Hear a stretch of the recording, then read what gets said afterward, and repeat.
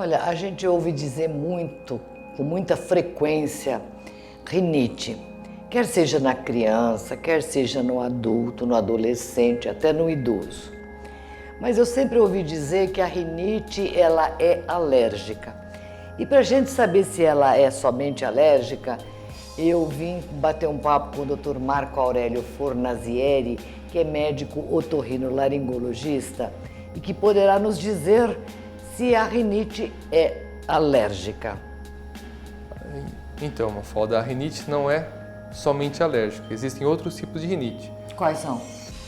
Os mais frequentes, além da rinite alérgica, a rinite vasomotora, que é sintomas muito parecidos da rinite alérgica, porém não se confirma o quadro de irritação por algum alérgeno do ar ou alérgeno também dos alimentos. Tem também algumas rinites hormonais, que é o caso da rinite da gestação, que algumas gestantes sofrem obstrução nasal, nariz entupido, durante a gestação. Rinite do idoso, que seria... Como do idoso? É um tipo de rinite que não é alérgica e que o sintoma mais característico é que o idoso ou a idosa ela sente e percebe coriza durante a alimentação, principalmente com alimentos quentes. Então ela está comendo e percebe que o nariz está escorrendo uma secreção hialina. Então esse que é o sintoma bem característico da rinite do idoso. Então a rinite ela pode ser caracterizada em dois tipos, vamos assim dizer, que é a alérgica e a não alérgica. Perfeito, justamente. Por fases, Quando a gente começa, por exemplo, vou dar um exemplo. A gente começa a fazer uma limpeza, limpar móveis, aquela poeirinha e tal, daqui a pouco a gente começa a espirrar. Isso daí é uma característica de uma rinite. Justamente. Que pode ser esse tipo específico que você falou, pode ser tanto alérgica, que a poeira que sobe com ácaros pode estar desencadeando uma reação alérgica mesmo, ou pelos produtos de limpeza que se está utilizando no momento, ser uma rinite irritativa, por alguma substância mais forte nos produtos de limpeza. Então pode ser esses dois tipos, alérgica e não alérgica. Só matando uma curiosidade, no caso dessa rinite alérgica, ela vai se perpetuando no organismo da pessoa e pode vir a ter uma bronquite, por exemplo? O que se sabe bem, o processo natural de alergia, ele tende a diminuir com a idade. Então é mais comum nas faixas etárias mais jovens. O que acontece? Pessoas que têm simultaneamente asma e rinite, tratando-se a rinite, melhora também os sintomas da asma. É bem conhecida essa relação entre melhora da rinite e melhora dos sintomas da asma. E é muito conveniente, até muitos pneumologistas encaminham para o otorrino para melhorar a rinite, compensando nessa melhora também do quadro de asma, de chieira no peito. Agora, a rinite, ela tem tratamento. Eu vejo muitas pessoas botando spray no nariz. É obrigado? Tem que ter algum tratamento ou é esporádico? Tem muito tratamento pessoal sem consulta médica da rinite.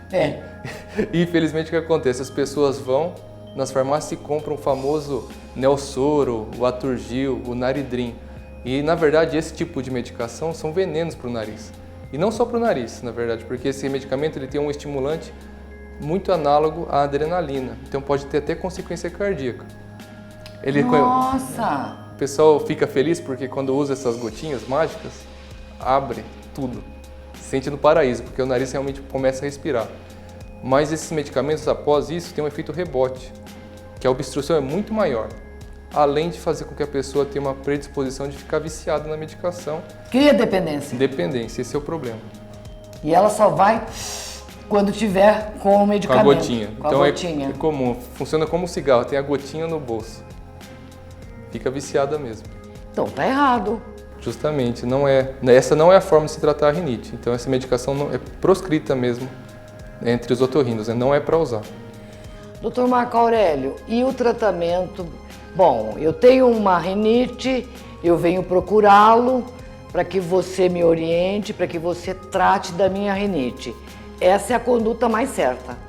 Justamente, essa que é a conduta mais correta, assim, o tratamento se faz não com essas gotas, mas com algumas outras medicações. O mais comum que a gente utiliza geralmente o tratamento de primeira linha são os corticoides tópicos, que estão disponíveis assim, desde nos postos e nas farmácias. Tá, eu quero agora, como é que você vai mostrar pra gente o nariz, por onde o ar entra e por onde realmente vai manifestar em cada um de nós essa rinite. Perfeito. Vamos ver de perto? Vamos ver. Doutor Marco Aurélio, aí nós temos um nariz num corte, não é isso? Justamente. É. Aham. Esse daqui é um corte, esse é um corte transversal da cabeça, então a gente está olhando por dentro, né, do nariz, de uma forma como a gente estivesse olhando de lado a pessoa. No caso aqui do lado esquerdo. O que a gente observa? Que é bem interessante e muitas pessoas não têm esse conhecimento, que o nariz é um túnel. Então aqui está a abertura do nariz, que a gente visualiza no rosto da pessoa. Só que depois dessa abertura, existe um grande caminho até o final do nariz. Cerca de 6, 7 centímetros, é longo.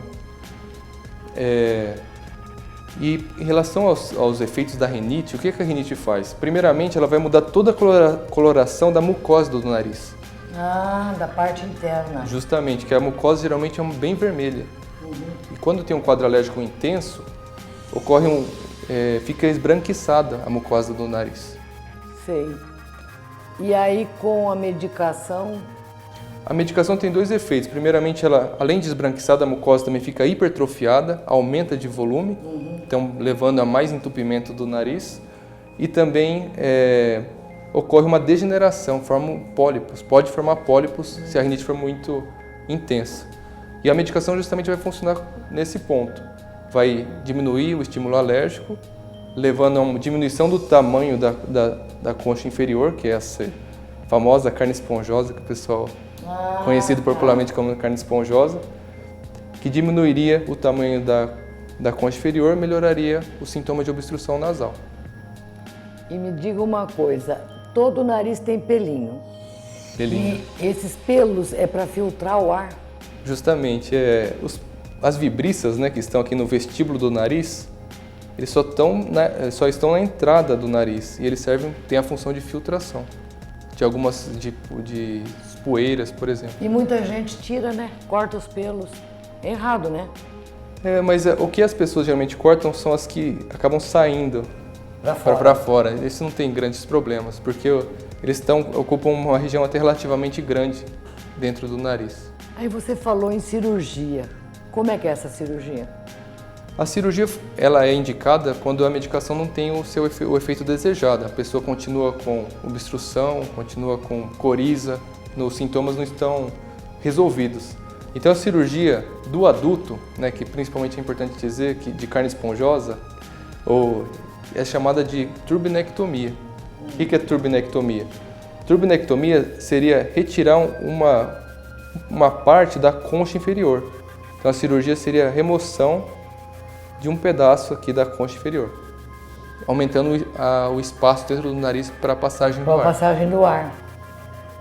E eu já ouvi dizer também que lá atrás se tirava os cornetos. Eu não sei se isso é correto. Corneto é um sinônimo de concha nasal.